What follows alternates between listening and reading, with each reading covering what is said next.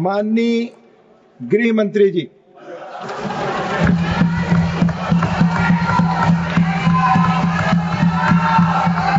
nothing is going on. God, please take your seats. Take your seats. Take your seats. No, no. माननीय गृह मंत्री जी को बोलने दो। क्या? Please. माननीय सभापति जी, Please. Please. Please. Please let him speak. Let him speak. No, no. आप अपनी जगह बैठ जाइए प्लीज। आप please take your seats. Please take your seats. Take your seats. Please take your, nothing is going on. No no, आप अपनी बात कहेंगे और सरकार का पक्ष नहीं सुनना चाहेंगे। This is not the democratic behave. Please गोला जी बैठिए। प्लीज प्लीज आप सब बैठिए। नहीं प्लीज प्लीज, मैंने माननीय गृह मंत्री जी को बुलाया बोलने के लिए। प्लीज प्रमोद जी, एक मिनट, पॉइंट ऑफ ऑर्डर क्या है आपको बताएं। Let them speak. बोलिए पॉइंट ऑफ ऑर्डर क्या है। माननीय गृह मंत्री जी बोले, उनको पूरा अधिकार है आर्टिकल 75 में बोलने का। तिवारी जी बहिष्कार करने का तय कर आए हो क्या? मैं उससे कहीं कोई आपत्ति नहीं कर रहा। रूल क्या है? रूल एक सदन में प्रधानमंत्री ये सामूहिक जिम्मेदारी है, सरकार की सामूहिक जिम्मेदारी है। माननीय गृह मंत्री जी जवाब देंगे। नो प्लीज, माननीय गृह मंत्री जी आप बोले, आप बोले। सही नहीं है। Please go back to your seats. Go back to your seats. Sushmita ji please go back to your seats. Go back to your seats please please. माननीय गृह मंत्री जी बोले। सभापति महोदय, सिर्फ माननीय गृह मंत्री जी की आज बात हो जाएगी। आपका आचरण असंसदीय पहलगांव है। में पाकिस्तानी आतंकवादियों द्वारा जो नृशंस हमला हुआ और उसके जवाब में भारत सरकार ने और भारत की सेनाओं ने जो मजबूत जवाब पाकिस्तान के आतंकवादी ग्रुप्स को और पाकिस्तान को स्वयं को दिया, ऑपरेशन सिंदूर के माध्यम से, उसका पर सदन में चर्चा पर मैं हिस्सा लेने के लिए खड़ा हूं।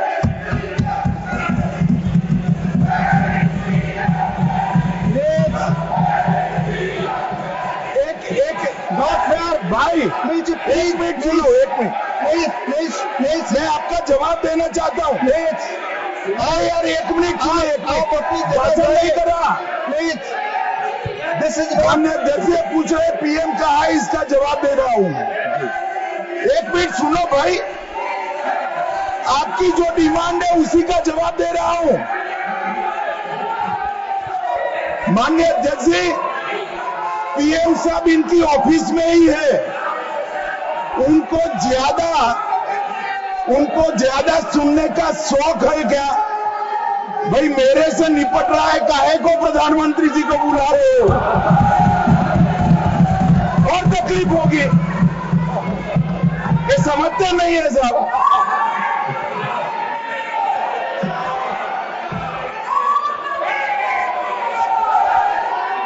माननीय सभापति जी, सबसे पहले पहलगांव हमले में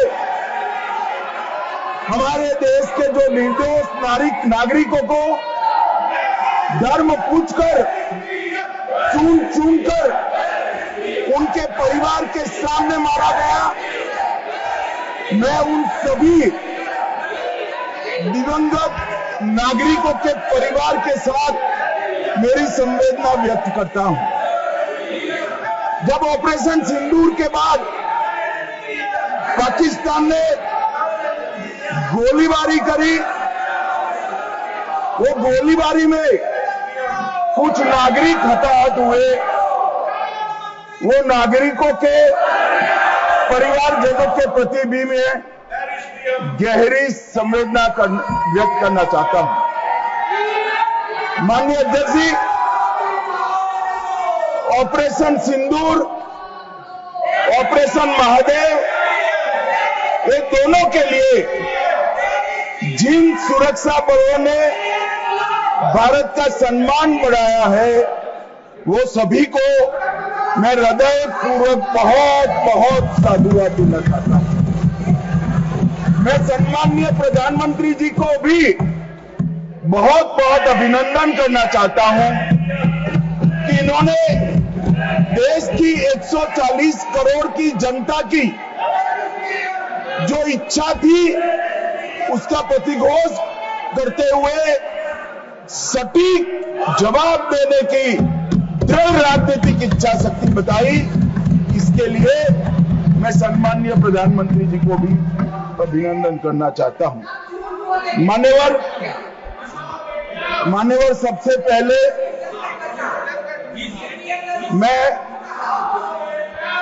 ऑपरेशन महादेव के बारे में बताना चाहता हूं। मान्यवर परसों ही प्लीज कश्मीर में प्लीज आपको माननीय नेता प्रतिपक्ष सबने सुना, ये सही आचरण नहीं है आप सबका। Please go back your seats. No माननीय गृह मंत्री जी आप बोले। नहीं, खड़गे जी कुछ कहना चाहते हैं तो 1 मिनट के लिए बताने दीजिए। बताएं सर, आप सभी लोग अपनी सीट पर जाए। माननीय एलओपी बोले please go back to your seats. Sir go back to your seats. First go back to your seats. Mister Gokhale, mister Saket Gokhale अपनी अपनी सीट पर जाइए। आप अपनी सीट पे नहीं है। Please go back to your seat. Manoj ji please go back to your seat. Go back to your seats. Go back to your designated seats. Then only available. Yes माननीय डिप्टी चेयरमैन साहब, मैं इसलिए खड़ा हूं शक्ति सिंह जी तो मैं do not disturb the house. सब सदन के मेंबर्स का ये पहले से ही डिमांड थी कि 16 घंटे चर्चा होने के बाद हमको इस सदन में प्रधानमंत्री आकर प्रकट होकर वो अपनी बातें रखेंगे और समाधान जो भी हमने सवाल उठाए हैं, बहुत से सवाल उनको संबंधित है। ये नहीं कि आप कैपेबल नहीं है रिप्लाई देने के लिए, ये नहीं कहता मैं। हम आपको निपटाएंगे, तुम हमारे को निपटाओ, हम खेल खेलेंगे। लेकिन जिस प्रधानमंत्री यहां रहते हुए भी अगर इस सदन में नहीं आते तो इस सदन का अपमान है। धन्यवाद। नो प्लीज नहीं, ये नहीं हो गया। तो इसीलिए आपकी बात सदन का अपमान करना, सदस्यों का अपमान करना ठीक नहीं है। माननीय गृह मंत्री जी, मैं अभी भाषण नहीं कर रहा हूं। माननीय अध्यक्ष जी, इनके मुद्दे का जवाब दे रहा हूं। अब सुनिए खड़गे साहब, प्लीज लिसन इन प्लीज। मैं आपको माननीय खड़गे जी, मैं आपको इन्फॉर्म करना चाहूंगा, बीएससी मीटिंग में मैंने ऑलरेडी एक्सप्लेन किया था आपके सदस्यों को कि सरकार की ओर से माननीय कोई मंत्री जवाब दे सकता, ये रूलिंग है, आप फोर्स नहीं कर सकते किसी को। प्लीज माननीय गृह मंत्री जी आप बोले। और मान्यवर खड़गे साहब उठा रहे हैं ज्यादातर महत्वपूर्ण मुद्दों पर कांग्रेस पार्टी खड़गे साहब को बोलने नहीं देती है, पीछे से सारे को खड़े करती है और वो ये मुद्दा उठा रहे हैं।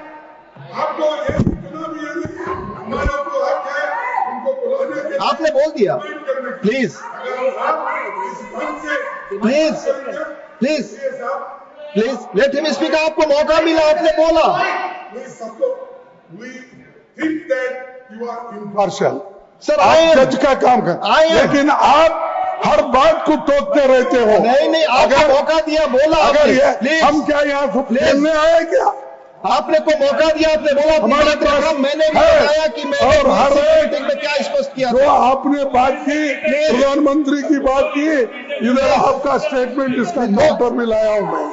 लेकिन प्रधानमंत्री को यहाँ माननीय प्लीज मान्यवर, इसीलिए ये विपक्ष की मांग और स्टैंड दोनों उचित नहीं है, क्योंकि बिजनेस एडवाइजरी कमेटी में ये निर्णय लिया गया था, चर्चा आप जितनी चाहोगी करेंगे, जवाब कौन देगा वो सरकार तय करेगी माननीय प्रधानमंत्री की तरफ। मुझे मालूम है मान्यवर ये क्यों जा रहे हैं, मुझे मालूम है मान्यवर मुझे क्यों जा रहे हैं। वो इसलिए जा रहे हैं कि इतने सालों तक वोट बैंक प्रोटेक्ट करने के लिए, आतंकवाद को रोकने के लिए इन्होंने कुछ नहीं किया। ये डिबेटें सुनी ही नहीं सकते, ये जवाब है सुनिए।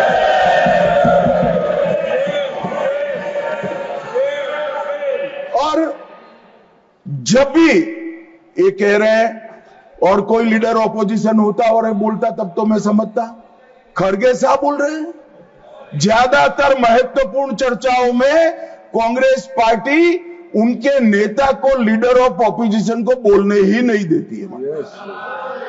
और वो मुद्दा उठा रहे हैं कि माननीय प्रधानमंत्री जी जवाब।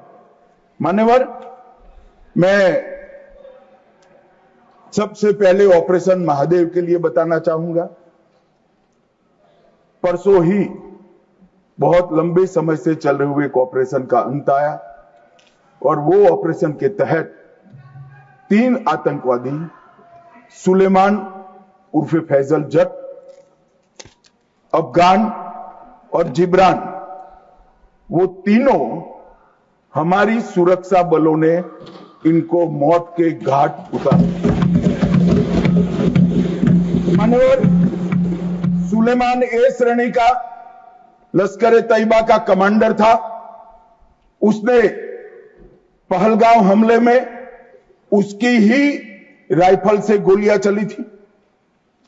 गगनगिर में भी उसकी राइफल से गोलियां चली थी, और उसको हमारे सुरक्षा बलों ने कश्मीर छोड़कर पाकिस्तान भागने नहीं दिया। अफगान भी ए ग्रेड का लश्कर तैयबा का कमांडर था, और जिब्रान भी उच्च आला दर्जे का लश्कर तैयबा का आतंकवादी था। मान्यवर, इससे स्पष्ट हो गया है कि ये आतंकवादी हमले में लश्कर तैयबा का हाथ था। इसके इशारे पर ही ये घटना हुई थी। और साहब देखिए, प्रधानमंत्री जी ने सेना को जो हुक्म दिया ऑपरेशन सिंदूर में, मैं बाद में बताऊंगा, उसने लश्कर तैयबा के हेडक्वार्टर को छिन्न विछिन्न कर दिया। इनको भेजने वाले भी मारे गए, और जिन्होंने गोली चलाई थी वो भी मारे गए। एक प्रकार से ऑपरेशन महादेव और ऑपरेशन सिंदूर दो इकट्ठा होता है तो दुनिया के सभी आतंकवादी हमलों में सबसे सटीक, सख्त और त्वरित जवाब माननीय प्रधानमंत्री के नेतृत्व में भारत के सुरक्षा बलों ने दिया। लश्कर तैयबा का आप सभी जानते हैं कि प्रतिबंधित संगठन है।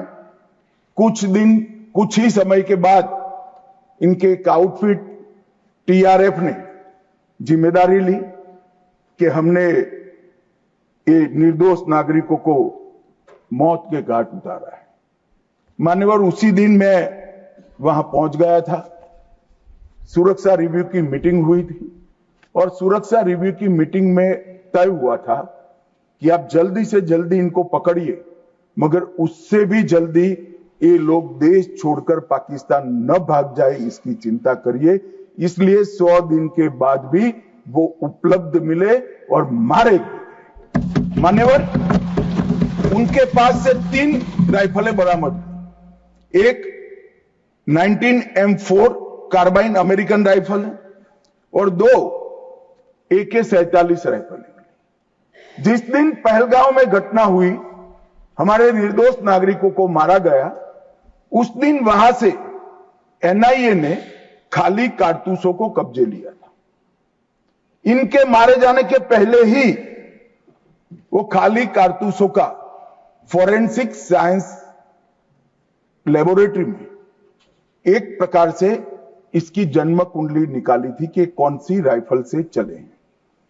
और जब ये मारे गए, इनके पास से भी जो राइफलें मिली, फॉरेंसिक साइंस लेबोरेटरी में चंडीगढ़ में रात को फॉरेंसिक टेस्टिंग कर 100% मिलान हुआ है कि इन्हीं 3 राइफलों का उपयोग किया गया था, जिसमें से 44 कारतूस AK-19M4 के थे और 25 कारतूस AK-47 राइफल के थे।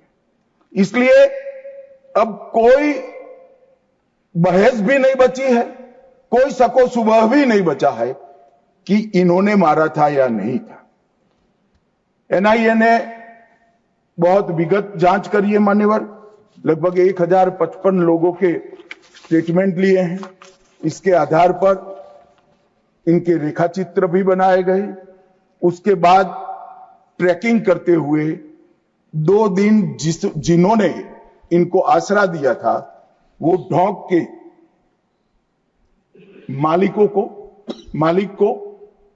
मालिकों को और उनकी वृद्ध माता को भी पूछताछ करी थी।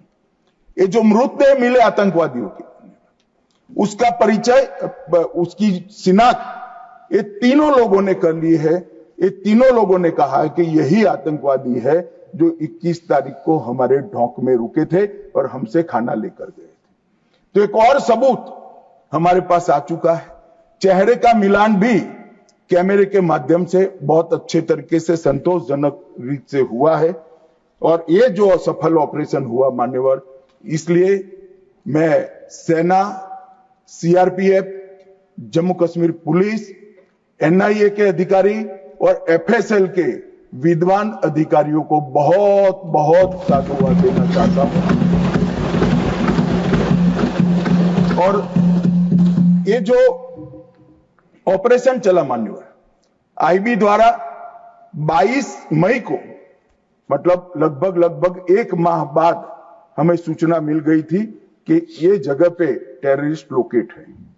उसके बाद आईबी और मिलिट्री इंटेलिजेंस ने और शिनाख्त करी और लगभग 22 जुलाई को इनके लोरा सेट को ट्रैक करने का काम समाप्त हुआ। एग्जैक्ट पिन पॉइंटेड लोकेशन को आइडेंटिफाई किया गया और फिर एक मीटिंग 4 पैरा, सीआरपीएफ और जम्मू कश्मीर पुलिस तीनों के अफसरों की हुई और स्ट्राइक किया गया।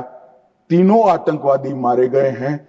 कोइंसिडेंट देखिए मान्यवर, देश भर से मुझे बहुत एसएमएस आए थे, विशेषकर जो मारे गए थे उनके परिजनों का, कि इनके सर में गोली मारिएगा, जब भी मारे तब।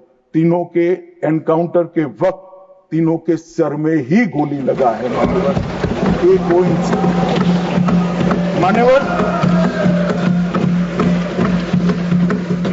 आज ये मारे गए 2 दिन पहले, अब बैठे नहीं है, चिदंबरम साहब को बैठना चाहिए था।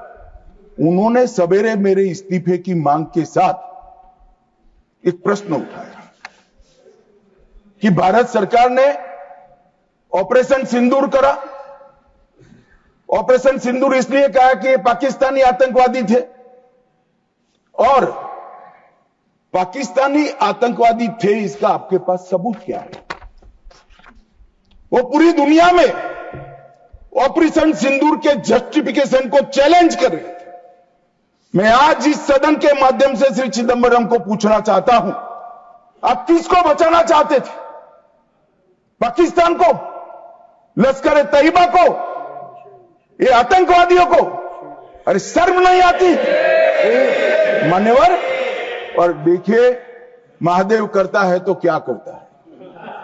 जिस दिन सवाल पूछा उसी दिन ये तीनों आतंकवादी ढेर हो गए, और जवाब तो घटनाक्रम ने दिया। मगर ये कांग्रेस पार्टी की मानसिकता पूरी दुनिया के सामने चिदंबरम साहब ने उजागर कर दी। हमारी वोट बैंक के लिए हम पाकिस्तान का समर्थन करते हुए भी नहीं डरेंगे। हमारी वोट बैंक के लिए लश्कर ए तोयबा को बचाने से भी हम नहीं डरेंगे और हमारी वोट बैंक के लिए आतंकवादियों को शेल्टर देते हुए, शाब्दिक शेल्टर देते हुए भी हम नहीं डरेंगे। मान्यवर, ये कांग्रेस की मानसिकता है। और अभी अभी पृथ्वीराज चौहान साहब का इंटरव्यू आ गया, उन्होंने कहा ऑपरेशन का नाम धर्म के आधार पर रखने के अलावा इनको कुछ नहीं आता है। मान्यवर, कांग्रेस पार्टी बैठी नहीं है, उनको मालूम नहीं है हर हर महादेव सिर्फ धर्म का नारा नहीं है। शिवाजी महाराज ने जो मुगलों के खिलाफ लड़ाई लड़ी, स्वतंत्रता की लड़ाई लड़ी और शिवाजी महाराज की सेना का युद्ध घोष था हर हर महादेव। और ये प्रतीक है, ये प्रतीक है हर प्रकार के भारत पर के हमले का, भारत की संप्रभुता पर हमले का और भारत की सीमाओं पर अतिक्रमण के जवाब देने का। और मैं आज यहां से चौहान साहब को भी कहना चाहता हूं कि आप क्या नाम रखना चाहते थे, क्या नाम रखना चाहते, उसका जवाब दीजिए। मान्यवर, ये पूरी चीजों को हिंदू मुस्लिम के दृष्टि से देखते हैं। चौहान साहब का थ्योरी देखे तो आज हमारी सेना के कई सारे हमारी सेना के डिवीजनों का जो नारा है, युद्ध घोष है, कहीं प्रभु रामचंद्र की जय, कहीं जोश बोले सो निहाल सत श्री अकाल है, कहीं जाट बलवान जय भगवान है, क्या सियावर रामचंद्र की जय है, कहीं पर काली माता की जय है। ये सारे उद्घोष आप नहीं स्वीकारते हो, ये भाजपा ने रखे हुए नहीं है मान्यवर। ये हमारी सेना के जवानों से मन से निकलने वाला ये युद्ध घोष, इसको हिंदू मुस्लिम के दृष्टि से नहीं देखना चाहिए। और कोई कहता है कि आज ही क्यों मारे गए। अब देखिए साहब, भाई कितना जिंदा रखना चाहते हैं। मैं भी पूछता हूं आज क्यों मारे गए, मैं तो दूसरी सेकंड मार देना चाहता था, मगर इतना सरल नहीं है। जिन ऊंचाइयों पर ये छुपे हैं, जिस प्रकार की निर्जन जगहों पे 22 दिन तक सीआरपीएफ सेना और जम्मू कश्मीर की पुलिस ड्रोन से भेजे हुए खाना खाकर इतनी कठिन परिस्थिति में इनका पीछा कर कर मारा है, और आप मुहूर्त पूछ रहे हो क्योंकि क्यों नहीं मानना है आज? क्योंकि आज राहुल गांधी का भाषण था। इस तरह से नहीं चलता है मान्यवर। पूरे देश की जनता कांग्रेस पार्टी को देख रही है। इनकी प्रायोरिटी देश की सुरक्षा नहीं है, राजनीति है। उनकी प्रायोरिटी आतंकवाद को समाप्त करना नहीं है, अपनी वोट बैंक है। उनकी प्रायोरिटी हमारी सीमा की सुरक्षा नहीं है, उनका सेक्युलर और अपीसमेंट का पॉलिटिक्स है मान्यवर। मगर हम इससे इत्तेफाक नहीं रखते हैं मान्यवर। आज मैं ऑपरेशन सिंदूर के बारे में भी बताना चाहता हूं। 22 अप्रैल को हमला हुआ। 22 अप्रैल को ही मेरी प्रधानमंत्री जी से बात हुई। वो विदेश थे। लगभग 2-2:30 बजे के सुमार पे बात हुई। मैं शाम होने से पहले ही श्रीनगर पहुंच गया था। दूसरे दिन सुबह सुरक्षा बैठक उसी रात को कर दूसरे दिन सुबह जहां मृतदेह थे वहां जाकर उनको श्रद्धांजलि देने के लिए गया। मान्यवर, वो मेरे जीवन का ऐसा दिन है जो मैं कभी नहीं भूल सकता। एक 6 दिन की शादी, एक बच्ची ने जिसकी शादी को 6 दिन हुए हैं, वो विधवा होकर हमें पूछती थी कब इसका बदला लिया जाएगा। मान्यवर, सब लोग शुद्ध थे, ना पानी पिया था, ना चाय पी थी, ना पीने की स्थिति थी। मैं मेरे जीवन में वो दृश्य नहीं भूल। आज भी वो दृश्य आ जाता है तो नींद से खड़ा हो जाए, इस प्रकार की वेदना होती है मान्यवर। ऐसा जघन्य अपराध कभी नहीं हुआ। धर्म के नाम पर पूछकर चुन कर इनके परिजनों के सामने मरे। छोटी बच्चियां, छोटे बच्चे, वृद्ध मां, उनकी पत्नियां, उनकी बहनें, इस सब के सामने मारा गया। और क्यों मारा गया? क्योंकि वो संदेश देना चाहते थे कि टेररिज्म से मुक्त हम कश्मीर को नहीं होने। मैं आज इस सदन से उनको संदेश देना चाहता हूं, जितना हो सके उतना प्रयास करना। कश्मीर आतंकवाद से मुक्त होकर रहेगा और होकर ये नरेंद्र मोदी का संकल्प। मान्यवर, 23 अप्रैल को, इसके पहले कल भाषण में कहा, वहां पर आज भी बोले, मैं बैठा था, कि 24 अप्रैल को मोदी जी चुनावी सभा करने गए। हमारे साथी ने जवाब दिया इनका, परंतु मान्यवर, मैं सदन का रिकॉर्ड क्लियर हो इसलिए मोदी जी वो सभा में क्या बोले थे वो कहना चाहता हूं। मोदी जी ने 24 अप्रैल को बिहार की जनसभा में जो कहा था वो चुनावी सभा नहीं थी। इस देश के प्रधानमंत्री की जिम्मेदारी है कि देश की जनता की भावनाओं को दुनिया के सामने ढंग से रखे। मैं कोट अनकोट उनके भाषण को पढ़ता हूं। मन 22 अप्रैल को पहलगांव का यह हमला केवल निहत्थे पर्यटकों पर नहीं बल्कि पूरे भारत की आत्मा पर हुआ एक दुस्साहसपूर्ण प्रहार है। आतंकवाद के प्रति दृढ़ और कड़ा रुख, आतंकवादियों और इस हमले की साजिश रचने वालों की कल्पना से भी बढ़कर उनको बड़ी सजा दी जाएगी। आतंकियों के बीच बची खुची जितनी भी भूमि है उसको मिट्टी में मिलाने का समय आ गया। 140 करोड़ भारतीय इस बात के लिए एकजुट है कि आतंक के आकाओं की कमर तोड़ दी जाएगी।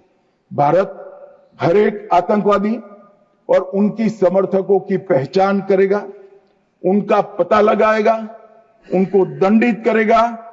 आतंकवाद कभी भी भारत की आत्मा को तोड़ नहीं पाएगा। न्याय सुनिश्चित करने के हर प्रयास किए जाएंगे। और आज मैं मोदी जी को बहुत बहुत साधुवाद देता हूं उनकी दूरदर्शी। उनका बोला हुआ एक एक शब्द आज सच हुआ है। उन्होंने कहा था आतंकवादियों की बची खुची जमीन मिला दे, मिट्टी में मिला देंगे। साहब, उनके ट्रेनिंग के बाद मिट्टी में मिले हैं, इनके हेडक्वार्टर मिले हैं, उनके लॉन्च पैड भी मिट्टी में मिलकर जमीन दोस्त। उन्होंने कहा था कि इनके आकाओं को नहीं छोड़िए। मैं बाद में लिस्ट पढ़ता हूं। इनको भेजने वालों को भी हमारी सेनाओं ने मिट्टी में मिला दिया। उन्होंने कहा आतंकवादियों को भी नहीं छोड़े। ऑपरेशन महादेव ने वो तीनों आतंकवादियों को समाप्त कर दिया। मान्यवर, एक प्रकार से मोदी जी ने कहा हुआ वाक्य, हमारी सेना, हमारी वायुसेना, हमारी जल सेना और सभी पैरामिलिट्री फोर्स और जम्मू कश्मीर पुलिस ने उसको अपना कर्म का रास्ता बना दिया और कठोर दंड देने का काम किया है। मान्यवर, 23 अप्रैल को ही एक सीसीएस की मीटिंग बुलाई गई। सीसीएस की मीटिंग में कठोर संदेश देने का काम न केवल पाकिस्तान को, पूरी दुनिया को, कि भारत की सीमा और भारत की सेना, भारत के नागरिक और भारत की संप्रभुता इसके साथ खिलवाड़ नहीं करते, वरना परिणाम भुगतने पड़ते हैं। उन्होंने तय किया सीसीएस की बैठक में 1960 की जवाहरलाल नेहरू के द्वारा की गई एक तरफा पाकिस्तान के फायदे वाली सिंधु जल संधि को तत्काल प्रभाव से रोक लिया गया। मान्यवर, ऐतिहासिक फैसला है। हम सब वर्षों से मानते थे कि हिंदू जल संधि एक तरफा है, हमारा पानी 80% वहां नहीं जा सकता। मान्यवर, वहां तक कि वहां से गाद निकालने की भी परमिशन, उनकी कैनाल बनाने के पैसे भी भारत ने भेजे। और मान्यवर, ये पानी पर अधिकार है भारत के किसानों। कश्मीर, पंजाब, हरियाणा, राजस्थान और दिल्ली का पीने का पानी अब कुछ ही समय में सिंधु के माध्यम से राजस्थान तक पहुंचेगा। एकीकृत जांच चौकी अटारी की जो चल रही थी उसको हमने बंद कर दिया। सार्क वीजा समाप्त कर दिया। 24 घंटे में सारे पाकिस्तानी नागरिकों को हमने वापस भेजना शुरू कर दिया। नई दिल्ली स्थित पाकिस्तानी उच्चायोग में रक्षा, सैन्य, नौसेना और वायुसेना के सलाहकारों को अवांछित व्यक्ति घोषित किया गया और दोनों उच्चायोग में स्टाफ को कम करा दिया गया। 55 से घटकर 30 करा दिया और सीसीएस ने संकल्प लिया कि भेजने वाले और कृत्य करने वाले दोनों को दंडित किया जाएगा। इसके लिए सेना को खुली छूट देने का काम सीसीएस ने। ये पूछ रहे थे कल क्या हुआ, कैसे हुआ। सीसीएस के फैसले जो है वो मीडिया में आए थे मगर उनको पढ़ना नहीं है, क्योंकि सारे जो फैसले लिए वो उनके द्वारा किए हुए निर्णयों को रद्द करने के और उनकी नीतियों के खिलाफ जो निर्णय हुए वो है। मान्यवर, 30 अप्रैल को सशस्त्र बलों को ऑपरेशनल फ्रीडम देने का काम प्रधानमंत्री जी ने किया कि रक्षा मंत्रालय और सेना दोनों मिलकर तय करेंगे टारगेट क्या होगा, तरीका क्या होगा, स्थान क्या होगा और समय क्या होगा। और इसको हमारे सेना के जवानों ने इसको बहुत बखूबी निभाया। मान्यवर, मैं तीनों सेनाओं को इस सदन के इस चर्चा में बहुत बहुत सम्मान के साथ साधुवाद देता हूं। 7 मई को रात को 1:04 पर पाकिस्तान के 9 आतंकी अड्डों को ध्वस्त कर दिया। रक्षा मंत्री जी ने लोकसभा में बताया कम से कम 100 लोग मरे, 100 से ज्यादा मरे मगर कम से कम 100 मरे हैं। और मान्यवर, लश्कर तैयबा, जैसे मोहम्मद और हिजबुल मुजाहिदीन, ये तीनों के हेडक्वार्टर को ध्वस्त करने का काम नरेंद्र मोदी सरकार ने किया, हमारी सेनाओं ने। और मान्यवर, हमने तुरंत ही उनको सूचना दे दी थी। हमने उनको बताया मरकज सुभानअल्लाह बहावलपुर, मरकज तैयबा मुरीद के Mehmoona Joya camp Sialkot, Sarjal camp Sialkot, Sawai Nala camp Muzaffarabad, Syedna Bilal camp Muzaffarabad, Gulpur camp Kotli, Barnala camp Bhimber और अब्बास कैंप कोटली, उसको हमने समाप्त कर दिया है, तोड़ दिया है। और ये हमारे आत्मरक्षा के अधिकारों को उपयोग करते हुए कहा है हमारी कार्यवाही समाप्त हुई। मैं बाद में आता हूं, ये पाक ऑक्यूपाई कश्मीर क्यों नहीं लिया, ये क्यों नहीं करा, वो क्यों नहीं करा। पहले तो वो सोचते थे कि कुछ ही नहीं होगा, हो गया तो ये क्यों नहीं हुआ। मैं कांग्रेस पार्टी को कहना चाहता हूं, पाक ऑक्यूपाई कश्मीर आपने दिया था मगर लेने का काम भारतीय जनता पार्टी की सरकार ही करेगी और कोई नहीं। मान्यवर, हमने तो हमला किया था आतंकवादी अड्डों पर, उनके हेडक्वार्टर पर, उनके संगठनों पर, उनके ट्रेनिंग कैंप पर, उनके लॉन्चिंग पैड पर, और हमारे आतंकवाद के ऊपर ये हमले को पाकिस्तान अपने पर का हमला समझ बैठा। और उन्होंने 8 मई को अपने रिहायशी इलाकों पर गोलीबारी, हमारे सेना के इंस्टॉलेशन पर मिसाइल शो, ड्रोन फेंक, कोई पहुंच नहीं पाया। मगर नदी की सीमा में गोलीबारी से निर्दोष नागरिक जो घूम रहे थे वो हताहत हुए। मान्यवर, फिर भी भारत ने संयम रखा। उन्होंने गुरुद्वारा तोड़ा, हम कुछ नहीं बोले। उन्होंने मंदिर तोड़ा, कुछ नहीं बोले। भारत ने तय कर लिया कि हम इसका जवाब उनकी रक्षा की क्षमता को क्षीण करने के लिए, कम करने के लिए। और इसलिए 9 मई को भारत की सेना ने 11 एयरबेस को ध्वस्त कर दिया, इनके डिफेंस इंस्टॉलेशन और airbase. 8 airbase Noor Khan, Murid, Sargodha, Rafiqui, Rahim Yar Khan, Jacobabad, Sukkur, Bholari, 6 radar system Sukkur, Lahore, Arifwala, Chunian, Jacobabad और नयाचौर, और surface to air guided missiles की सिस्टम लाहौर और ओकारा। पाकिस्तान ने हमले के बाद मान्यवर लड़ने की स्थिति में ही नहीं था। ये पूछ रहे हैं किसके कहने पर समाधान हुआ, किसके कहने पर समाधान हुआ? किसी के कहने पर समाधान नहीं हुआ।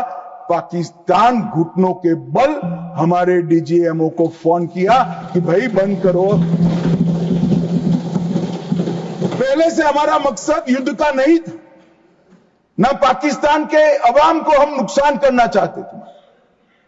मोदी जी ने तुरंत कहा कि अगर पाकिस्तान रोकता है तो रोक लीजिए, और इसको भी राहुल गांधी आगे बढ़ा रहे हैं और पूछ रहे हैं। कुछ लोगों ने आशंका की कि कौन मरा वहां। मान्यवर, उनको मालूम नहीं है। उनके समय में जो जघन्य आपराधिक घटनाएं हुई, आतंकवादी घटनाएं हुई, वो घटना को घटाने वाले आतंकवादी हमें पूछते थे। मुझे तो कई लोगों ने पूछा कि भाई 90 दिन हुए क्या हुआ, 95 दिन हुए क्या हुआ, रोज 5 फोन आते।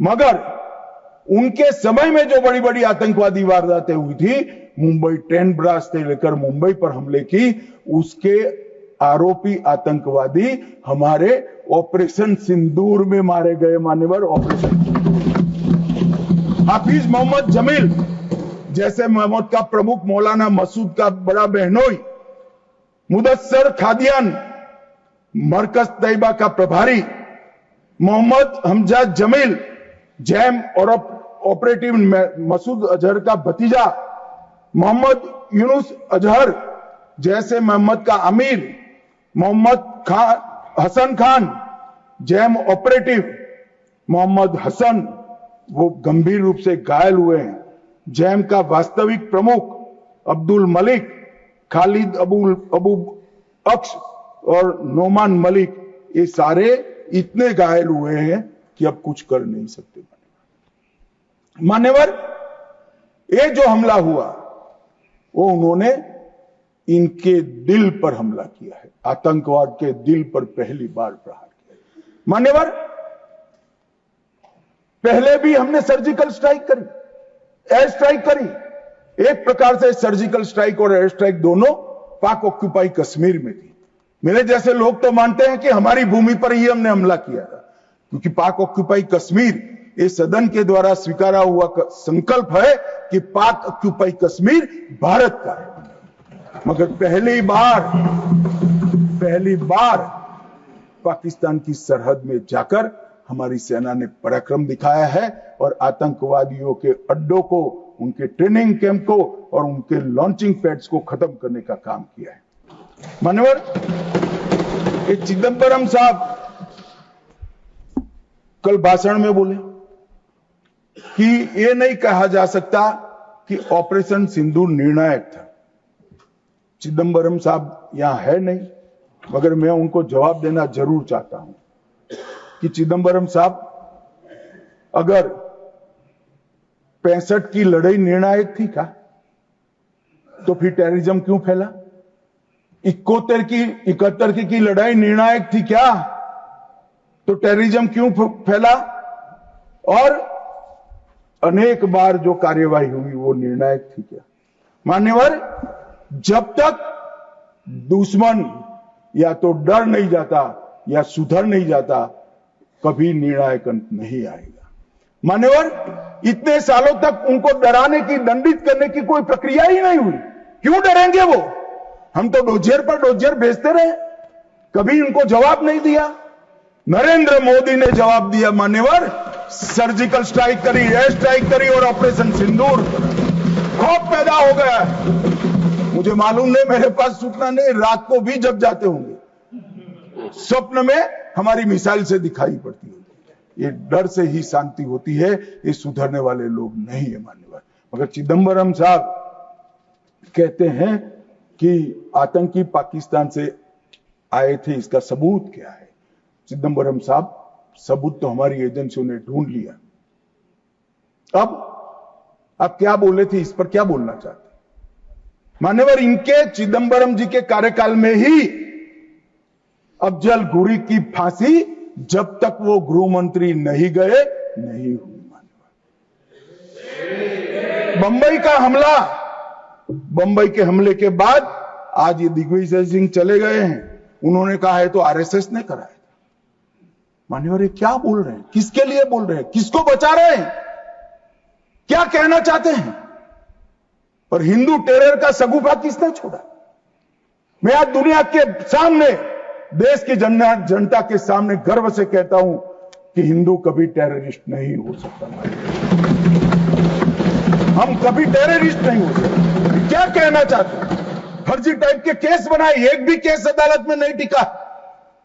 देशभक्त संगठनों पर आरोप लगाए आपने, सिर्फ आपकी छिछोरी राजनीति के लिए, क्षुल्लक फायदे के लिए। और फिर क्या कर लिया? फिर भी हार गए। हारे तो ना। और अब हर रोज कह रहे हैं कि आप हमेशा है नहीं, आप हमेशा नहीं रहेंगे, आप हमेशा का तो मुझे मालूम नहीं साहब। मैं 61 का हुआ हूं, 14 से 30 साल तक भारतीय जनता पार्टी की ही सरकार रहने वाली है। मैं चिदंबरम साहब को कहना चाहता हूं, आप डट डाल दो, भारतीय जनता पार्टी की सरकार में जी 30 साल तक भारतीय जनता पार्टी की सरकार रहेगी। मान्यवर, मैं 2015 में बोला था, हमारी उड़ीसा कार्यकारिणी में, भुवनेश्वर कार्यकारिणी में। अब ये 5 साल गिन लो तो 15 तो हो ही गए, और 15 भी हो जाएंगे। मान्यवर, भारतीय सेना के लिए कभी भी इन्होंने तैयारियां नहीं की। चीन के कई जवानों ने चीन की लड़ाई के बाद लिखा, हमारे पास बंदूक छोड़िए, कारतूस छोड़िए, नमक, चीनी और माचिस भी उपलब्ध नहीं थी। घनघोर ठंड में पहनने के लिए हमारे लिए ठंड के कपड़े भी नहीं थे। मान्यवर, आज वही सेना ब्रह्मोस से लैस है, आकाश उनके मिसाइलों को तोड़ देता है मान्यवर। और पाकिस्तान की पूरी एयर डिफेंस सिस्टम हमारी सेना आधे घंटे में उसको मलबे में बदल कर रख देती है मान्यवर। ये नरेंद्र मोदी के शासन में, मोदी जी के शासन में 11 साल में परिवर्तन। गोली नहीं बना पाते, मैं बाद में बताता हूं। लाखों करोड़ों का सामान हम बना रहे हैं, विदेश में भेज रहे हैं, एक्सपोर्ट कर रहे हैं। हमारी सेना का काफी सारा कई सारी चीजें हमने ब्लैकलिस्ट कर दी, इंपोर्ट नहीं कर सकते। और R&D के लिए एक बहुत बड़ा इकोसिस्टम बनाने का काम देश के प्रधानमंत्री नरेंद्र मोदी ने किया है। सेना और पूरे देश को मोदी जी की ये पहल पर, आत्मनिर्भर भारत के गर्व पर, और हमारे सेना के जवानों का हथियार उनको ऐसा देना चाहिए, इस बात की चिंता पर देश और सेना मोदी जी पर गर्व कर सकती है। मान्यवर, हमने जो नमक, चीनी और माचिस नहीं थी, ऐसी सेना से 11 साल में 22 मिनट में ही आतंकवादियों का काम तमाम कर देने वाली, तकनीक से सज्ज, वीर, सटीक इंफॉर्मेशन वाली और बताए हुए लक्ष्यों को पूरा करने वाली सेना का मान्यवर निर्माण किया है। मान्यवर, ये हमला, कल्पना कर लीजिए, कांग्रेस के राज में हुआ होता तो क्या होता। अभी तो भाजपा सरकार है, एनडीए सरकार है, मोदी जी प्रधानमंत्री हैं। तीनों ने क्लीन चिट देने में 100 दिन लगा दिए। अगर कांग्रेस की सरकार होती तो पाकिस्तान को तुरंत क्लीन चिट मिल जाएगा। रक्षा मंत्रालय की जगह विदेश मंत्रालय काम करता। रातों रात जेरॉक्स मशीनों पर डोजियर तैयार होते, डोजियर वहां भेजते थे और फिर चर्चा करते शर्म अल शेख में, और कुछ नहीं करते साहब। और ये हमें सवाल पूछ रहे, कोई अधिकार नहीं है कांग्रेस पार्टी को, भारतीय जनता पार्टी को आतंकवाद के बारे में सवाल पूछने का। मान्यवर, इस देश के अंदर आतंकवाद फैला, पनपा, बढ़ा, तो इसका एकमात्र कारण कांग्रेस की सरकारों की लचर और तुष्टीकरण से युक्त वोट बैंक की राजनीति रही है मान्यवर। और आज हमारा सौभाग्य है कि एक ऐसा नेतृत्व है जो ब्रह्मोस मिसाइल्स भेजता है, डोजियर नहीं भेजता है मान्यवर। और नेतृत्व सम्मानीय मान्यवर, ये संघर्ष विराम के लिए भी कई सारे कह रहे हैं। मैंने कल सुना रहा, पीओके क्यों नहीं लेंगे, इतना उछल उछल कर बोलते थे। और यहां पर काफी विद्वान लोग बैठे हैं, इनको कुछ संसद की मर्यादा, संसद में बात करने का तरीका, मतलब वास्तविक चीजें बोलने की पद्धति कुछ नहीं सिखाते मान्यवर। मैं आज पूरे देश के सामने बात करना चाहता हूं मान्यवर। ऑपरेशन सिंदूर युद्ध नहीं था। यूएन चार्टर के अनुच्छेद 51 के चैप्टर 7 के तहत हमने आत्मरक्षा के लिए बल प्रयोग का जो हमारा अधिकार है उसको उपयोग किया था। 22 अप्रैल को पहलगाम में आतंकवादियों ने जो हमला किया, हमारे निहत्थे नागरिकों को मारा, और इसके जवाब में आतंकवादियों की पूरी इकोसिस्टम तोड़ने का हमारा अधिकार है, जो विश्व के सभी देशों ने हमारे अधिकारों को स्वीकारा है। वो अधिकार का हमने उपयोग किया था। और जब पाकिस्तान ने ही कहा कि हमें संघर्ष नहीं करना है, तब हमने इसको स्वीकारा। और कहते थे, मैं बाद में बताऊंगा मान्यवर, वो हमें कहने लगे कि भाई क्यों करा, ये ले लेते, वो ले लेते। मैं बाद में जब आपके समय में जो घोषित युद्ध हुए, ये तो घोषित युद्ध नहीं था मान्यवर, मगर घोषित युद्ध हुए कांग्रेस के समय में, इसमें आपने क्या किया है वो बाद में मैं मान्यवर बताता हूं। उसके पहले मैं आतंकवाद के परिदृश्य पर, जम्मू कश्मीर का आतंकवाद का परिदृश्य और देश का परिदृश्य, इस पर बताना चाहते हैं मान्यवर। कांग्रेस देश की सबसे पुरानी पार्टी है और सबसे ज्यादा शासन भी कांग्रेस और उनके साथियों ने देश पर किया है। उनके समय में हमारे प्रधानमंत्री नरेंद्र मोदी जी को 3 नासूर मिले आंतरिक सुरक्षा की दृष्टि से। पहले कश्मीर का आतंकवाद, नॉर्थ ईस्ट की इंसर्जेंसी और वामपंथी उग्रवाद, नक्सलवाद, ये 3 नासूर मिले। और 30 से 40 वर्ष तक ये नासूर भारत की धरती को रक्त रंजित करते रहे। न जाने कितने लाल हमारे सेना के, सीआरपीएफ के, बीएसएफ के, सीआईएसएफ के मारे जाते रहे, शहीद पर शहीद। न जाने कितने निर्दोष किसान, न जाने कितने निर्दोष नागरिक आतंकवाद, इंसर्जेंसी और वामपंथी उग्रवाद की भेंट चढ़े, मगर कुछ नहीं हुआ। आज मैं कहना चाहता हूं मान्यवर, कश्मीर के उग्रवाद के बारे में बाद में आता हूं। नॉर्थ ईस्ट इंसर्जेंसी और वामपंथी उग्रवाद दोनों क्षेत्र में हिंसा में 75% की कमी लाने का काम नरेंद्र मोदी। मैं इस पर बहुत ज्यादा बोलना नहीं चाहता क्योंकि आज ये विषय नहीं, परंतु कश्मीर के अंदर जो आतंकवाद था वो मैं इस पर जरूर बोलना चाहता हूं मान्यवर। इसका कारण क्या था, इसके कारण के मूल में जाना चाहिए। जब से कश्मीर का सृजन हुआ, धारा 370 बनाई गई। किसने बनाई? कांग्रेस पार्टी ने बनाई। इसका समर्थन और इतने लंबे समय तक किसने चला? कांग्रेस ने चला है मान्यवर। इसका स्वरूप क्या था? धारा 370 और 35 से क्या कहती? कश्मीर का एक अलग ध्वज होगा, कश्मीर का एक अलग संविधान होगा, और 5 अगस्त 2019 तक ये अलग ध्वज और अलग संविधान चलते रहे। हमारी पार्टी के पहले राष्ट्रीय अध्यक्ष श्यामा प्रसाद मुखर्जी ने इस धारा 370 के लिए अपना बलिदान देने का काम किया, उनकी हत्या कर दी। और क्या हुआ?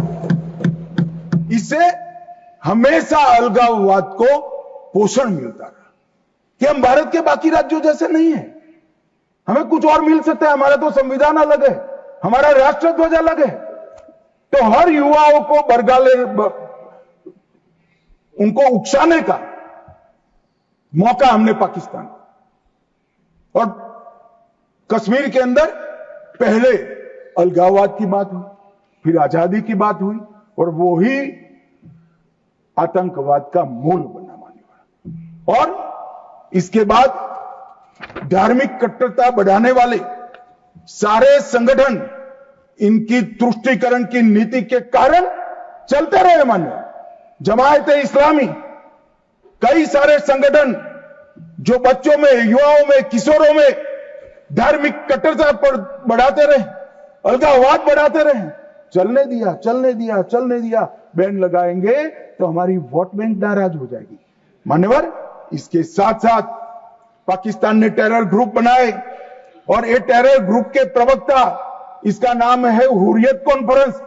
हर टेरर ग्रुप ने अपना एक ग्रुप, सिविलियन ग्रुप बनाया, इसके साथ चर्चा करते रहे, और उनके परिणाम स्वरूप यहां आतंकवाद बढ़ता गया। मान्यवर, मैं आज स्वर्गीय शम्मी कपूर को भी कोट करना चाहता हूं। शम्मी कपूर जी, मैं पार्टी का अध्यक्ष था तब मिलने आए थे।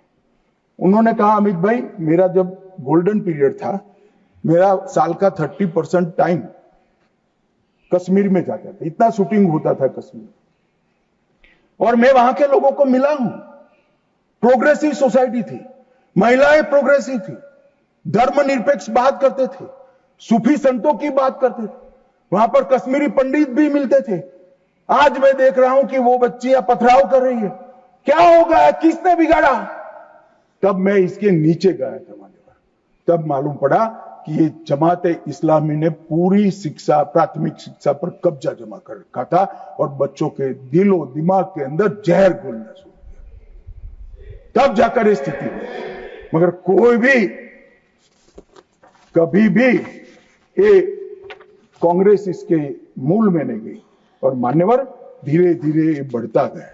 मान्यवर नरेंद्र मोदी जी ने तय किया कि ऐसा नहीं चल सकता, और 5 अगस्त 2019 को यही ऐतिहासिक सदन में धारा 370 और 35 को समाप्त, और उसके बाद शुरू हुआ टेररिज्म को फैलाने वाले, अलगाववाद फैलाने वाले टेररिस्ट और इनकी इकोसिस्टम संपूर्ण सफाई का एक युग शुरू हुआ। मान्यवर, धारा 370 35 से हटाए गए, जीरो टेरर प्लान बना, एरिया डोमिनेशन की योजनाएं बनी, कैपेसिटी बिल्डिंग की योजनाएं बनी, मल्टी लेवल डिप्लॉयमेंट लगाया गया, तकनीक का उपयोग बढ़ाया गया, जेल प्रबंधन बढ़ाया गया, ड्रोन रोधी सिस्टम और गन तैनात किए गए। मान्यवर, हम सब ने देखा, देश की जनता ने देखा, कई आतंकवादी मारे गए, 10-10 हजार के जनाजे निकले। मान्यवर, हमने कठोर निर्णय लिया, आतंक में लिप्त किसी भी व्यक्ति का जनाजा नहीं निकलेगा, जहां मरेंगे वही दफना दिया।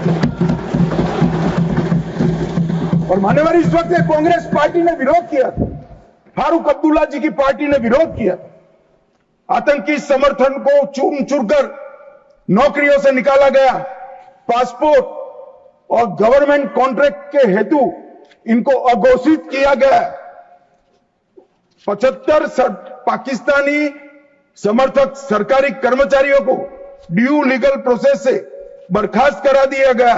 बार काउंसिल सस्पेंड कर भारत के संविधान को मानने वाली बार काउंसिल प्रस्तावित की गई। यूएपीए अदालतों की स्थापना हुई, और लगभग मई 22 से लेकर मई 25 तक 2267 प्रकरण यूएपीए के दर्ज हुए। इनकी पूरी टेरर फाइनेंस की इकोसिस्टम को ध्वंस किया। एनआईए और ईडी ने बहुत अच्छी कार्रवाई की, कई एसओपी बनाई गई, और 347 संपत्तियों को जब्त कर दिया गया। एक और जमात इस्लामी और ऐसे संगठनों को हमने बंद करने का काम किया, और दूसरी ओर मान्यवर इनकी इकोसिस्टम को भी हमने समाप्त कर दिया। मैं आज इस सदन के रिकॉर्ड के लिए बैन किए हुए संगठनों का लिस्ट पढ़ना चाहता हूं। द रेजिस्टेंस फ्रंट TRF जिसने घटना करी थी, people's anti fascist front, Tehreek ul Mujahideen, Jamaat ul Mujahideen, Jammu Kashmir Ghaznavi force, Khalistan tiger force, हिब्ज ul Tahrir, Jamaat Islami, Jammu Kashmir liberation front, Jammu Kashmir democratic freedom party, Muslim league Jammu Kashmir, Tehreek Hurriyat, Muslim conference Sumji group, Jammu Kashmir national front, Jammu Kashmir people front league, Jammu Kashmir people's league, Jammu Kashmir Ittehad Musalman Awami action committee, और इसके साथ साथ सिख फॉर जस्टिस और PFI को भी हमने बैन कर दिया। और मान्यवर, परिणाम क्या हुआ? परिणाम ये हुआ 2010 में 10 से 15 की एवरेज ऑर्गेनाइज टाउन प्लिटिंग, हमने भी दृश्य देखे हुए जो समय कपूर ने चिंता की थी। छोटी छोटी बच्चियां पथराव करती थी, 2564 सालाना होते थे, 2564 पथराव की घटना हुई। 2024 के बाद एक भी घटना नहीं हुई। ऑर्गेनाइज हड़ताल जिसका वो लोग ऐलान करते थे, पाकिस्तान के बैठे हुए हुर्रियत के आका सालाना 132 दिन घाटी बंद रखते थे। 3 साल से एक भी हड़ताल का ऐलान नहीं हुआ है, हिम्मत नहीं है। टाउन पेल्टिंग में नागरिकों की मृत्यु, 112 नागरिक मारे जाते थे, अब 0 मारे जाते हैं। सिक्योरिटी फोर्स का इंजर्ड, साल में 6235 सिक्योरिटी फोर्सेस इंजर्ड होती थी, अब 0 हो गई। मान्यवर, इसके साथ साथ ये पूछ रहे थे, अभी वो शिवसेना की सदस्य भी पूछ रहे, क्या आतंकवाद समाप्त हो गया? इतनी गहरी जड़ें कांग्रेस ने डाली है, समाप्त होने में बहुत देर लगेगी। हमारा प्रयास है जल्द से जल्द, परंतु मान्यवर, आंकड़े में कहना चाहता हूं समाप्ति के कगार पर है। आपको पसंद नहीं आएगा मगर समाप्ति के कगार पर। पहले 2004 से 14 तक कुल घटनाएं 7217 हुई, 7217, 7217, और जून 15 से मई 25 तक 2150, 70% की कमी हो गई। आतंकवादी घटनाओं में 70% कमी, नागरिकों की मृत्यु 1770 हुई थी, अब नागरिकों की मृत्यु 357 हुई है। मान्यवर, 80% की कमी। और सिक्योरिटी फोर्सेस 1060 मारे गए थे, अब 542 मारे गए हैं। मान्यवर, 49% की कमी। मान्यवर, इसके साथ साथ हमने कश्मीर के अंदर ढेर सारा काम किया है। मान्यवर, लगभग 59,000 करोड़ की 53 परियोजनाएं थी। चिनाब पर विश्व का सबसे बड़ा पुल बना, 8.5 किलोमीटर लंबी बनिहाल सुरंग बनी, उधमपुर, श्रीनगर, बारामुल्ला तक रेल पहुंची, जोजिला सुरंग और बनिहाल सुरंग बने, रोजगारी का सृजन 63,000 लोगों का हुआ। जम्मू देश का पहला शहर बना जहां IIM, IIT और एम्स तीनों संस्थान वहां पर है। मान्यवर, पहला शहर। लगभग ऐसी स्थिति कश्मीर में भी तीनों प्रोग्रेस पर है। 40,000 नौकरियां दी, विस्थापितों को प्रतिनिधित्व दिया। कश्मीर विस्थापित कश्मीर पंडितों के 2 सदस्यों का नामांकन करने का कानून लेकर आए।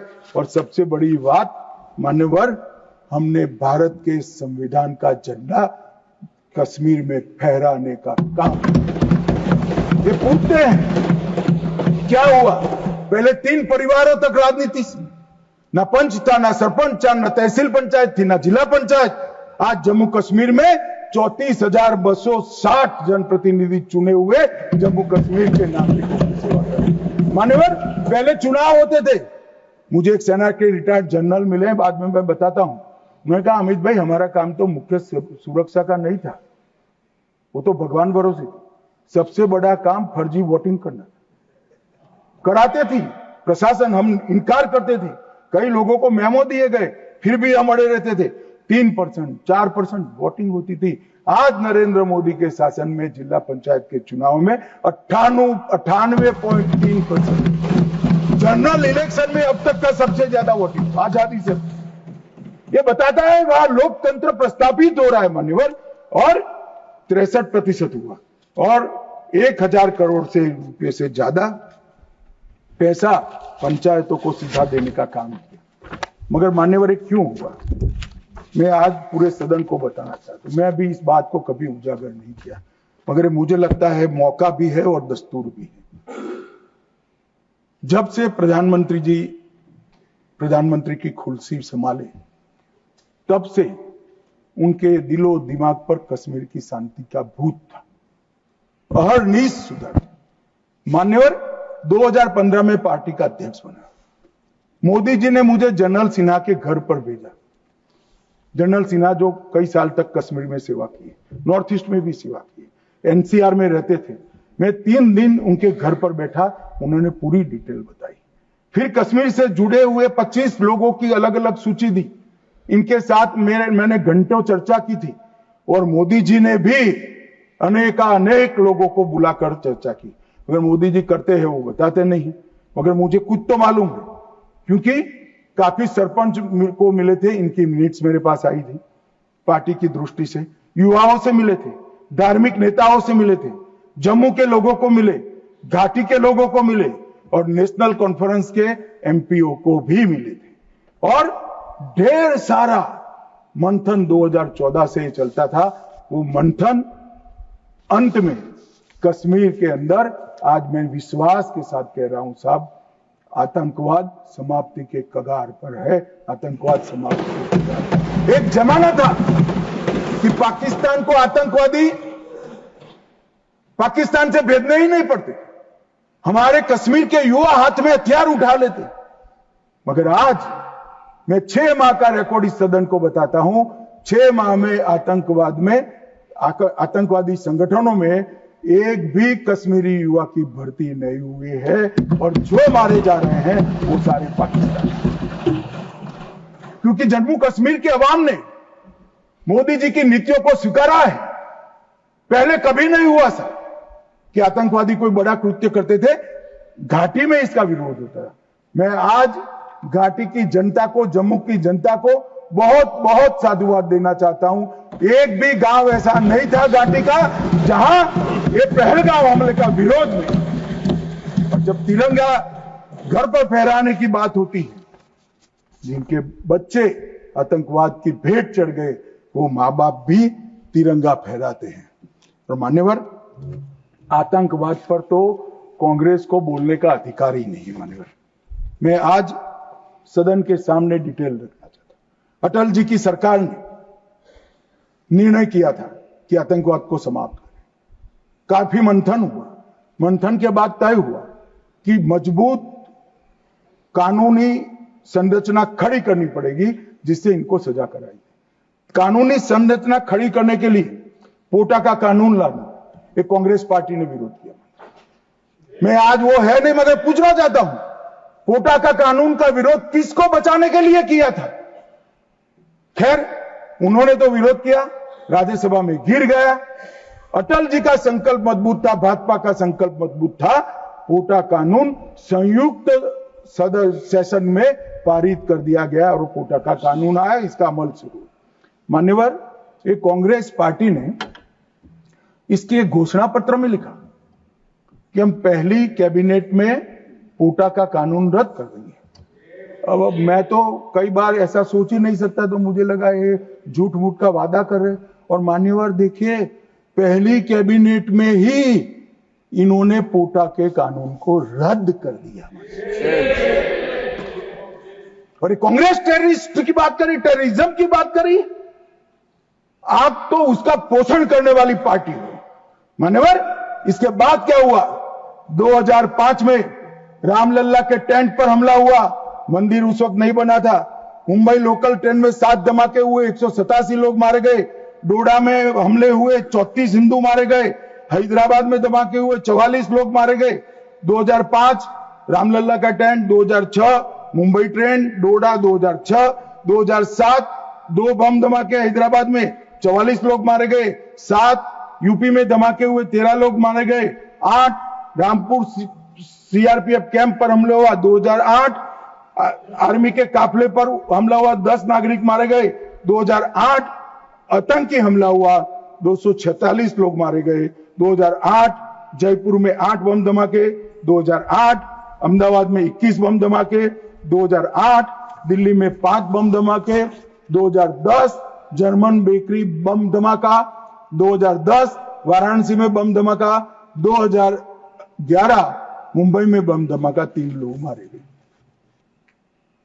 एक भी वर्ष खाली नहीं गए मन में, और हमें पूछ रहे हैं कि आपने क्या किया। 100 दिन तक पूछते ही रहे कहां गए, क्या किया क्या किया क्या किया। अब मुझे बताओ भाई, 2005 से शुरू कर 2011 तक आपने क्या किया? कांग्रेस पार्टी ने क्या किया?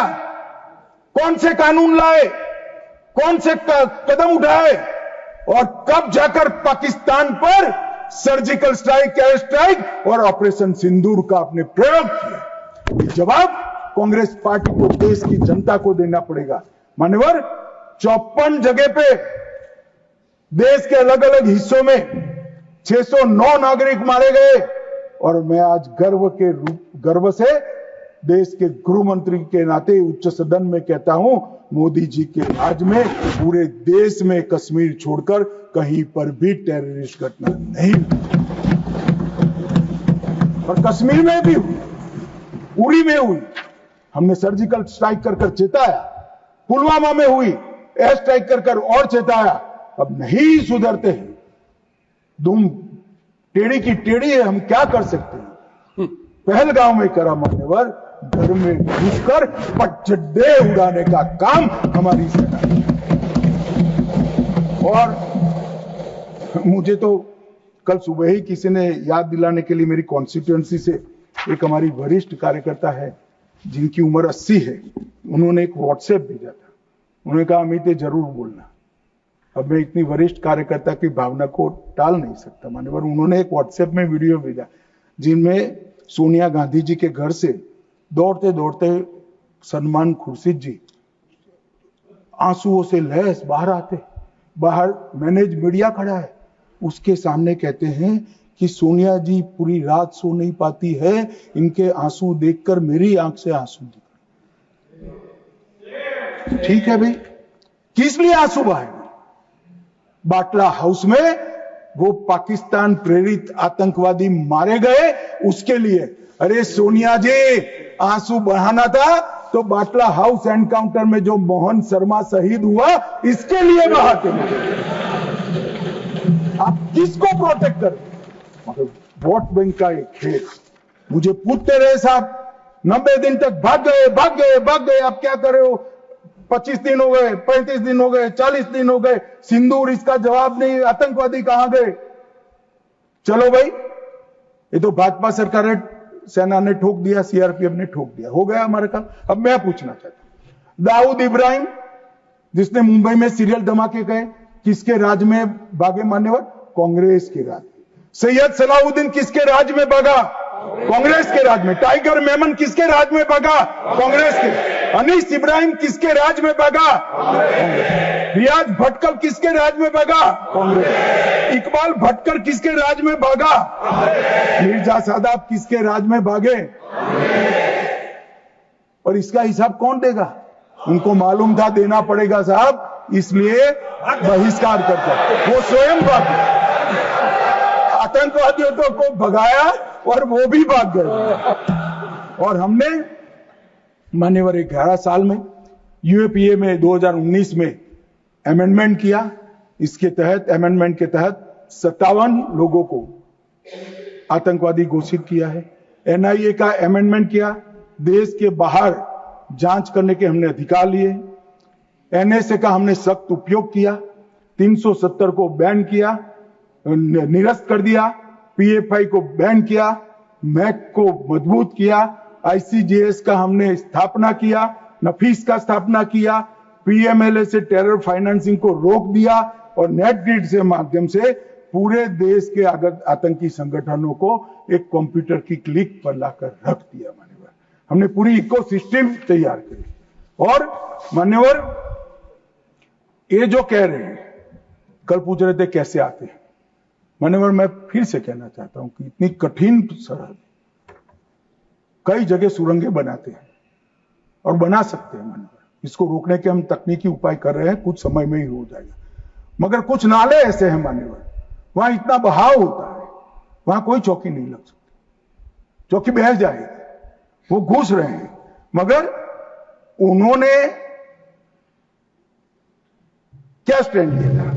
राहुल गांधी ने कहा, जब 2011 में हमला हुआ, उन्होंने कहा सभी आतंकी हमलों को रोकना संभव नहीं है। जवाहरलाल नेहरू ने कहा घुसपैठियों को कोई रोक ही नहीं सकता। मैं मानता हूं कि अभी भी पाकिस्तान कुछ आतंकी हमले कर पा रहा है, अभी भी कुछ घुसपैठ होती है, काफी कम हुआ है मान्यवर। मैं जिम्मेदारी के साथ बोलने वाला आदमी, देश की जनता सुन रही है, काफी कुछ कम हुआ है, मगर हम कभी ऐसे हथियार नहीं डालते। मैं आज सदन के सामने कहना चाहता हूं, घुसपैठ और आतंकवादी घटनाओं को समाप्त करने के लिए नरेंद्र मोदी सरकार कृत निश्चयी दृढ़ता के साथ हमारा मान्यवर।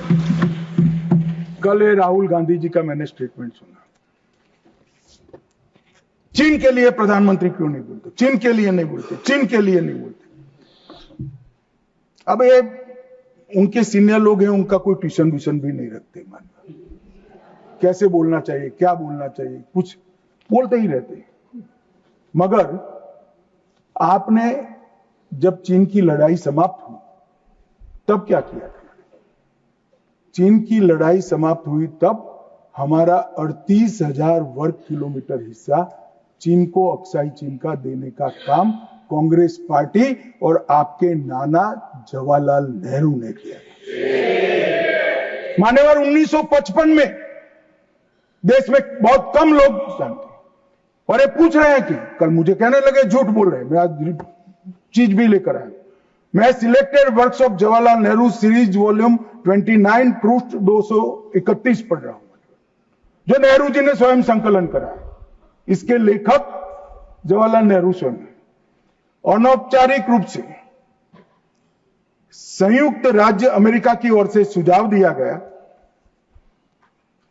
कि चीन को संयुक्त राष्ट्र से तो संबंध किया जाए, यूएन में उसको मेंबरशिप दी जाए, परंतु उसको सुरक्षा परिषद में नहीं, और उसकी जगह भारत को देना चाहिए। साहब, कोई भी देश का प्रधानमंत्री होता, धन्यवाद करता और भारत सुरक्षा परिषद में मेंबर बन जाता। आज मोदी जी जो प्रयास करते थे, करने की जरूरत भी नहीं पड़ती, हमारे पास भी वीटो होता। परंतु इन्होंने क्या कहा, हम स्वीकार नहीं कर सकते।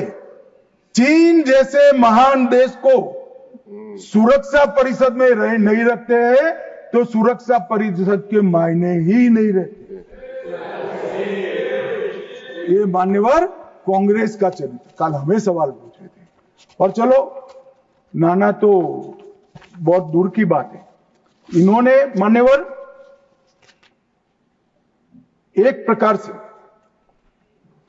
चीन के बारे में राजीव गांधी फाउंडेशन, जिसकी चेयरपर्सन उनकी माताजी थी, उससे एमओयू किया, चीन से पैसा लिया, हमने एफसीआरए का लाइसेंस यही बिना पर कानूनी तरीके से राजीव गांधी फाउंडेशन का एफसीआरए का लाइसेंस कैंसिल कर दिया।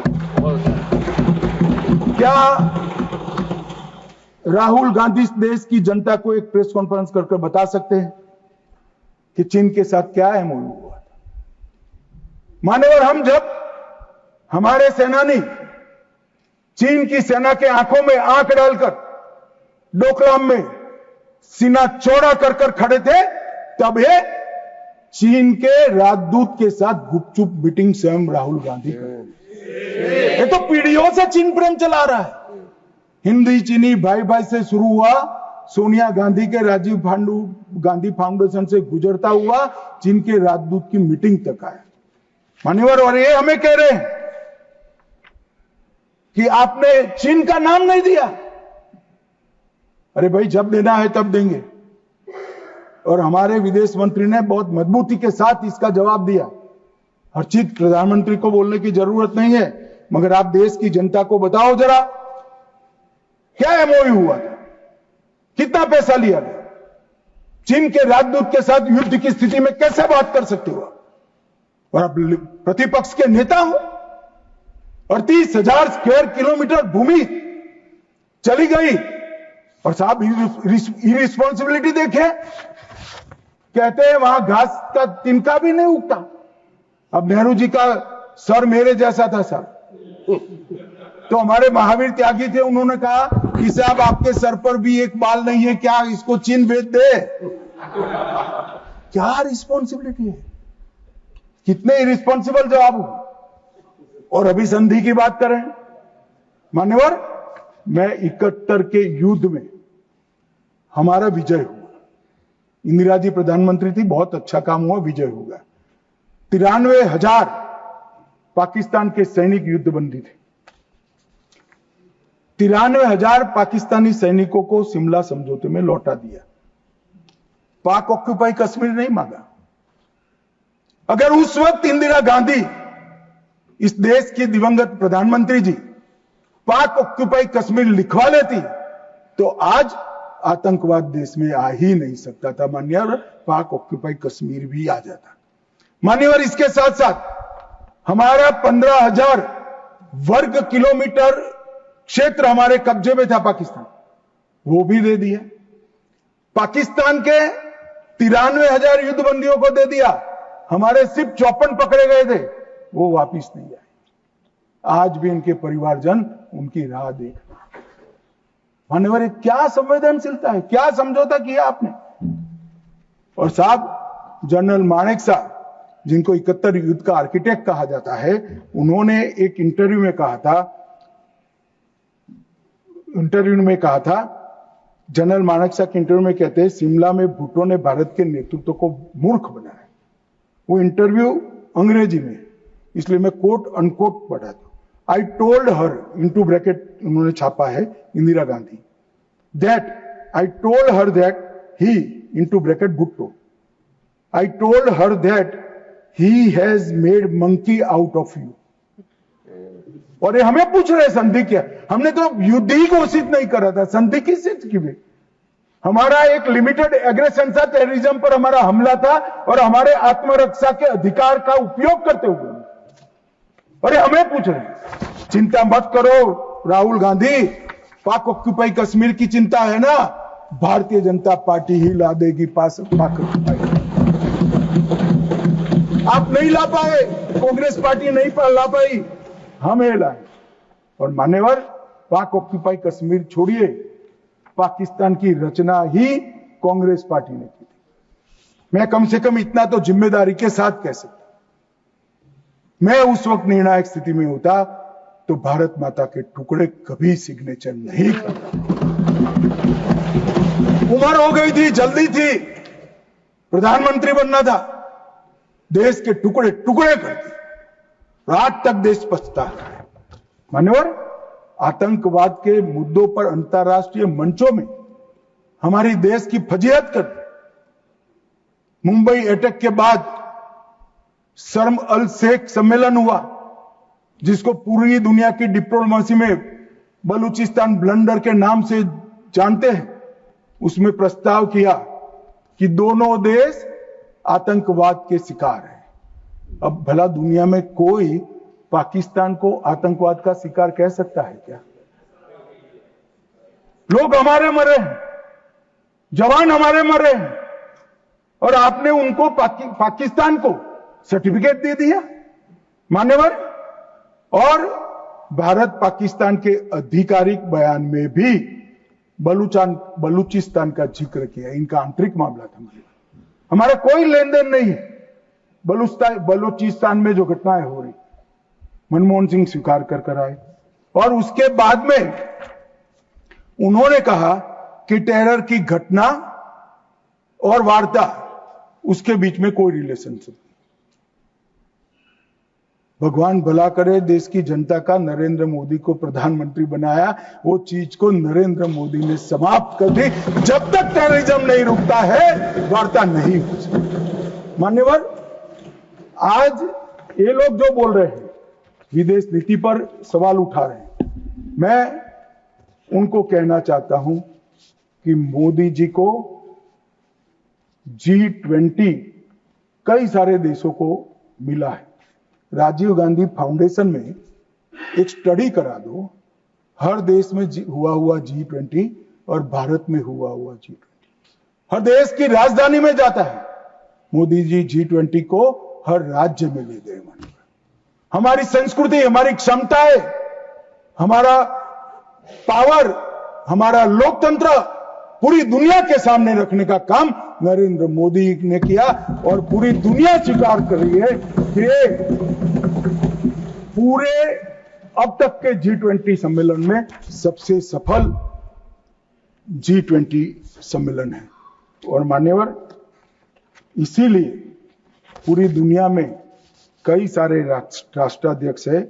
मान्यवर, किसी भी देश के राष्ट्राध्यक्ष को 27 देशों का सर्वोच्च नागरिक सम्मान और ये विदेश नीति की बात है। 27 देश अपने सर्वोच्च नागरिक सम्मान से नरेंद्र मोदी को सम्मानित करते हैं।